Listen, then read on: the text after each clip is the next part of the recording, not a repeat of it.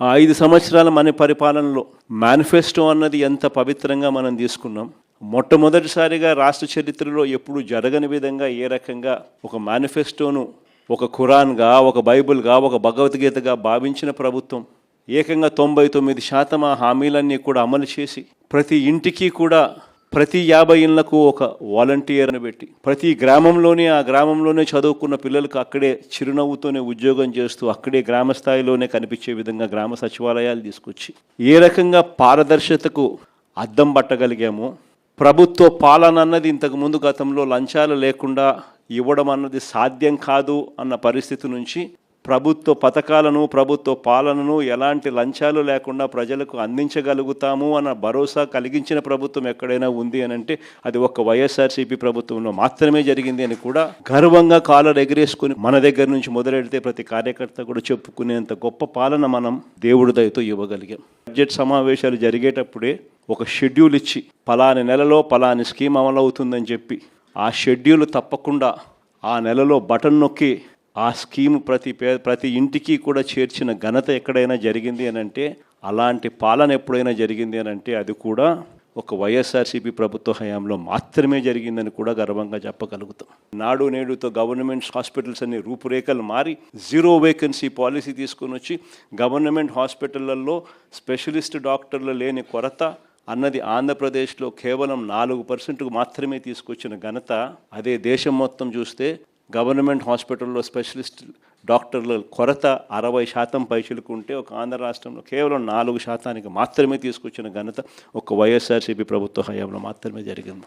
కళ్ళ ఎదుటే ఏ పంటకు గిట్టుబాటు ధర రాక రైతులందరూ రోడ్డెక్కుతా ఉన్న ఈ 2.5 సంవత్సర పరిపాలన ఒకవైపున మనం చూస్తూ ఉండగా 5 సంవత్సరాల మన పరిపాలనలో ఏ రైతు రోడ్డెక్కాల్సిన అవసరం లేకుండానే గ్రామ స్థాయిలోనే ఓ ఆర్బీకే, అందులో ఒక అగ్రికల్చర్ గ్రాడ్యుయేటు, రైతును చెయ్యి పట్టుకుని నడిపించే ఆర్బీకే వ్యవస్థ, ప్రతి ఎకరా ఈ క్రాపు, రైతులకు ఉచిత పంటల బీమా, 5 ఏళ్లలో ఏకంగా 7,800 కోట్లు ఖర్చు చేసి మార్కెట్లో కాంపిటీషన్ క్రియేట్ చేసి రైతులకు గిట్టుబాటు ధర కల్పించిన ప్రభుత్వం ఏదైనా ఉంది అని అంటే అది కూడా మన ప్రభుత్వమే అని కూడా గర్వంగా కూడా చెప్పగలుగుతాం.